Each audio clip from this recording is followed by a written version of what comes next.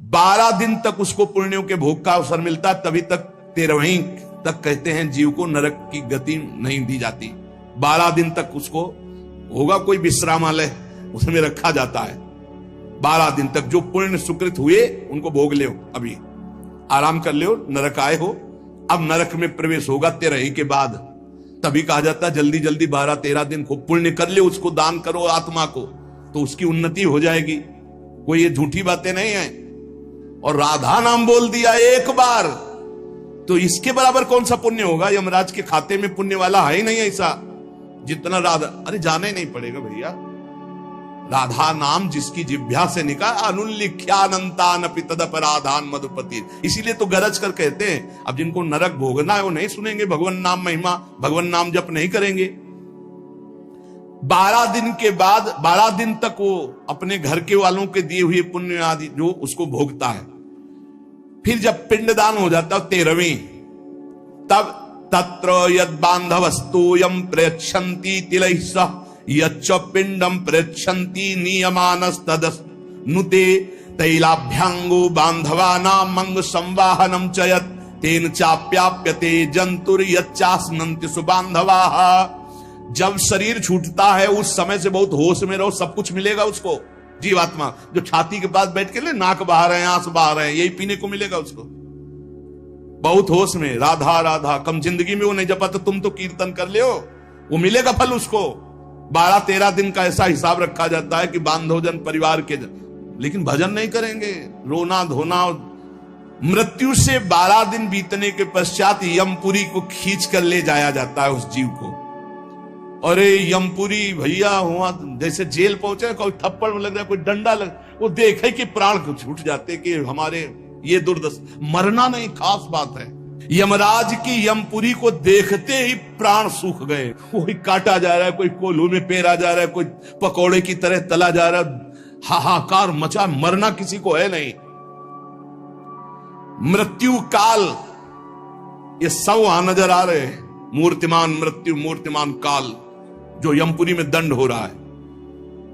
काजल की राशि के समान, जैसे काजल के पहाड़ ऐसे यमदूत हैं कि ऐसे पचका दे तो भैया, ऐसे नींबू जैसे नहीं निचोड़ा जाता, ऐसे निचोड़ दिए, फिर छोड़ दिए, फिर वो जी गया, फिर निचोड़ दिए। अब बोले 10,000 वर्ष तक यही करना है उसको, अब 10,000 वर्ष तक वो ऐसे करता रहे, क्या दुर्दशा। तभी हरिवंश महाप्रभु कहते हैं, रस सिद्धांत का वर्णन जब करते हैं तो कहते हैं जैसी हरिवंश नरक गति दुर्भरी, बहुत कठिन है नरक की गति।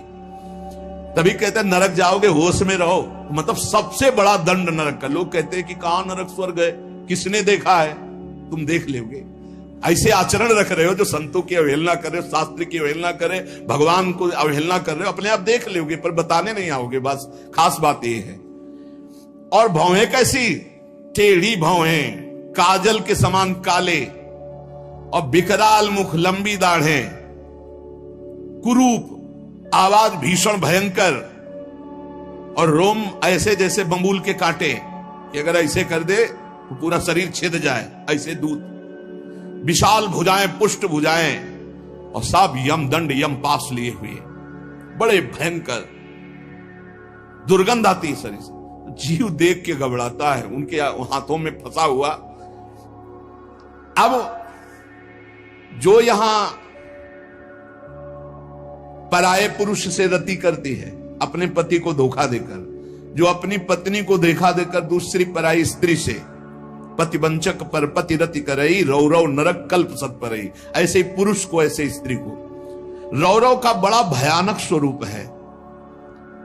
रौरव नरक की लंबाई चौड़ाई 2000 योजन है।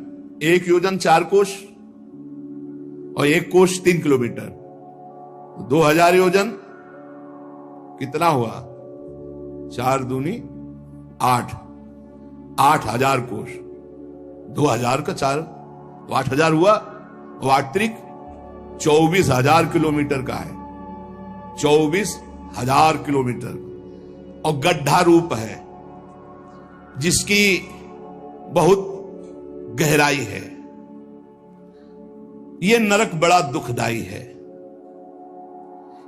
इसमें अंगार रास बिछी हुई है, आगों की अंगार रास, दहकते हुए अंगार, बहुत ही अब जो स्त्री यहां पराये पुरुष से तो वैसे ही सैया अंगार की और तपता हुआ आग का पुरुष। अब भैया वहां जो पुरुष पराई स्त्री से ये लिव इन रिलेशन, ये गर्लफ्रेंड, तुम्हारा इंतजार हो रहा है, रौ में नंबर लिख गया है, तस्मात् शास्त्रम प्रमाणमते, पशुवत आचरण नहीं। इसीलिए भारत भूमि में जन्म होना शास्त्रों में महानता का वर्णन किया गया, क्योंकि धर्म का पूर्ण यहां पालन करने वाले जन होते हैं, जो नहीं करते उनके लिए व्यवस्था है।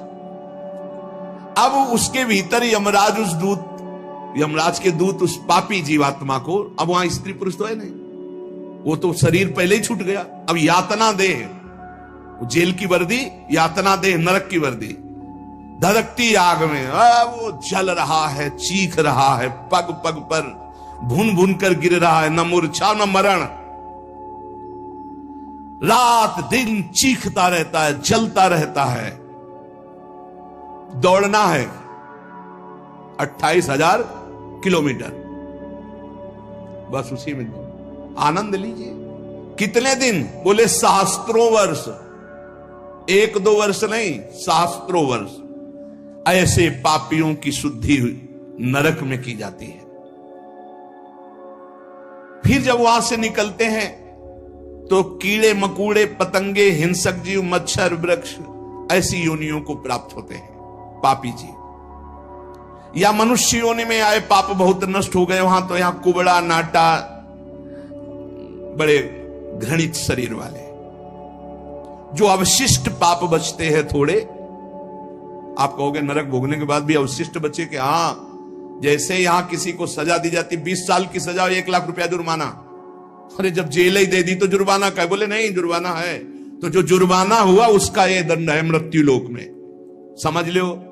ये लोग प्रश्न कर देते हैं, हमें समझ में नहीं आता, जब नरक भोग लिया तो फिर यहां क्यों भोगना पड़ता है? तो तुम्हारी समझ में नहीं आता, जब 20 साल की सजा दे दी, 1 लाख जुर्माना रख दिया, वो जुर्माना ये मनुष्य से भजन कर ले हो, नहीं तुम्हारी दलीलें काम नहीं आएंगी। इस प्रकार पाप करने वाले जीवों को विविध प्रकार के नरकों में पिताजी कष्ट दिया जाता है। सुमति महाराज कह रहे, जब यहां से कोई पुण्यात्मा पुरुष गति करता है तो वो पुण्य लोकों को ले जाया जाता है।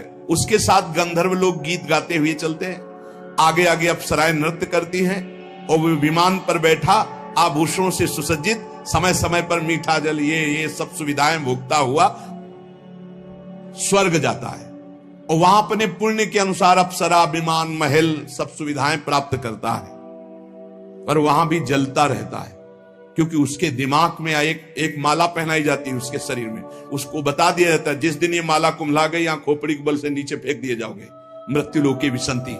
अब वो रोज माला देखकर जलता रहता है कि माला कभी, और जहां कुम्हलाना शुरू हुई तो भयंकर पीड़ा, ये सब छूट जाएगा, अप्सरा महल, बड़ी सुख सुविधा में आ सकती, और वो सब छूट जाएगी।